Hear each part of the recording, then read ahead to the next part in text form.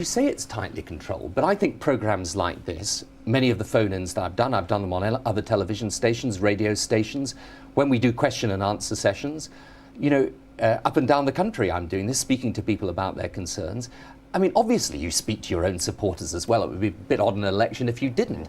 But I mean, I've had some pretty famous occasions in which people have confronted me and said, well, look, Mr. Blair, you're not doing this right and you're not doing that right, and why aren't you doing the other? And that's how it should be. This is people's chance to hold us to account.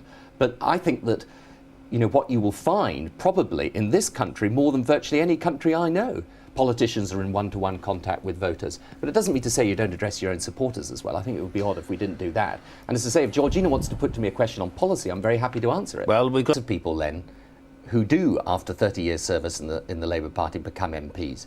And, you know, I can't agree that we should, as it were, say to people, if you switch over from the Conservatives to us, and there are still people switching from the '97 election, you know, people who worried that the Labour Party wouldn't run the economy well, and now they can see that we have. People who worried that we wouldn't be in favour of business and enterprise and can see that we are.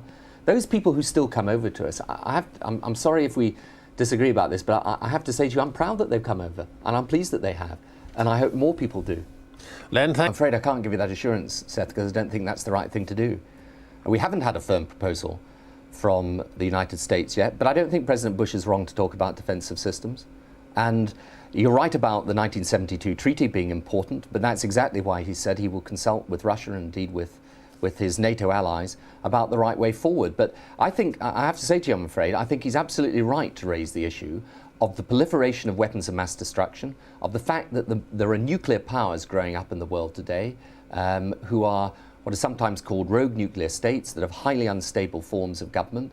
And I don't think you can say he's not entitled to raise the question of how we deal with this. Now, our response to him will depend on the proposal he puts forward. But I think, as you're asking me to give a categorical no in principle, I'm sorry, but I don't agree with you there. Prime Minister.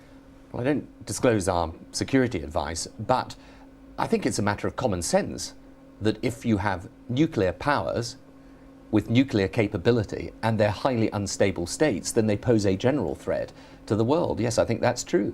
And not just, you know, let's just take a clear example. When Iraq invaded Kuwait and annexed it, and we had the Gulf War, and the United States and Britain and other countries went in and drove them back out of Kuwait again. Now, Iraq's been trying to get not just nuclear capability, but biological, chemical weapon capability. In fact, they succeeded in some ways. You know, it's important to realize that how we deal with a state in circumstances where they're trying to develop these weapons is a big part of the way that the international security situation in the world is developing. And I don't think it would be right to say, you know, you just set everything in stone from 1972, because in 1972, you had effectively, you had mutually assured destruction as the basis of international security. You still had the Soviet Union and America.